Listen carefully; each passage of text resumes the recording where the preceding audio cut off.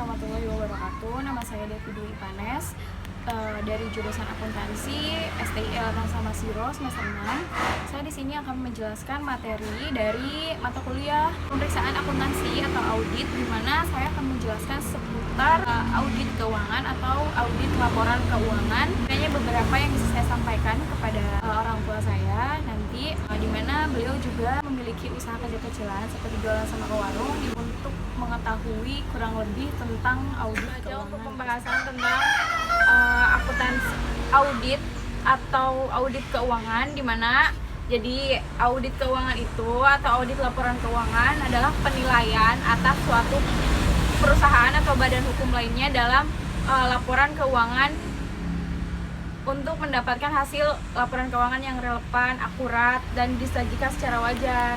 Jadi audit itu di mana seorang auditor mengevaluasi laporan-laporan keuangan milik perusahaan, lembaga, atau pemerintah untuk dihasilkan laporan keuangan yang relevan, di mana tidak ada kecurangan.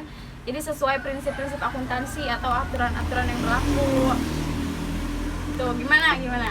Ya, sudah mengerti.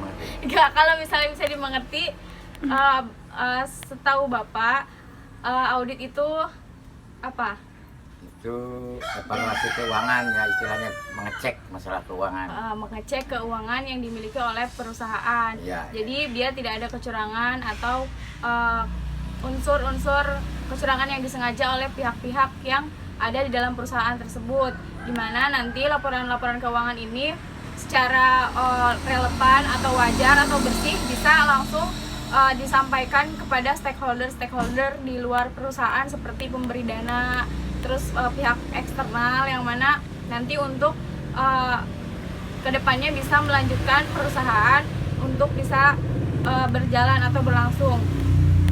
Terus untuk audit itu sendiri, di mana audit itu ada tahap-tahapannya. Jadi sesuai aturan yang berlaku, di mana audit ini dirancang atau dikerjakan oleh seorang auditor yang independen, di mana tahapan-tahapannya itu ada direncanakan dulu atau merancang pendekatan audit dulu.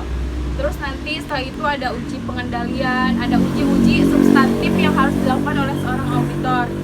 Nah, setelah itu tahap selanjutnya itu ada mengimplementasikan prosedur analisis dan uji rincian saldo, di mana nanti melengkapi proses audit dan menerbitkan laporan audit. Itu tahap terakhirnya, di mana seorang auditor harus mengambil data laporan sesuai periode atau tanggal yang ada di laporan keuangan suatu perusahaan.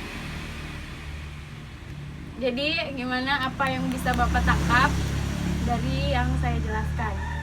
Di rincian tadi ya bisa dimengerti juga. Jadi mengecek keuangan, yaitu yang mungkin dari investor, dari laporan keuangan pemerintah, organisasi. Ya. Jadi karena keuangan itu sifatnya sensitif, ya. Jadi untuk orang yang mengeceknya itu adalah orang pihak ketiga. Ya. Pihak ketiga itu namanya, atau orang yang mengaudit adalah auditor. Nanti untuk laporan keuangannya itu biar sifatnya tidak ada yang namanya kejanggalan atau nanti masuknya kecurangan. Halnya seperti contoh, di mana ada suatu Bapak memiliki perusahaan, yang mana kan nanti perusahaan itu akan ada bagian di mana yang mengurus laporan keuangan, di mana perusahaan ini akan membutuhkan laporan-laporan keuangan dari misalnya dari pengeluaran atau pendapatan yang masuk dalam perusahaan itu, di mana yang akan laporan keuangan itu yang nantinya akan dilaporkan kepada pemilik perusahaan ataupun kepada pihak-pihak eksternal lainnya. Misalnya untuk mendapatkan hasil yang terpercaya itu, Bapak bisa menggunakan jasa auditor untuk mengaudit laporan keuangan tersebut. Gimana? Apa yang bisa Bapak pahami? Ya, sangat paham sekali. Jadi untuk kita mengetahui lebih akurat lagi tentang pengeluaran ataupun laba lah istilahnya, dalam istilah niaga ya, berarti kan kita harus menggunakan jasa auditor. Bisa menggunakan jasa auditor sebagaimana nanti ya, sesuai dengan prinsip-prinsip akuntansi atau aturan-aturan akuntansi yang berlaku.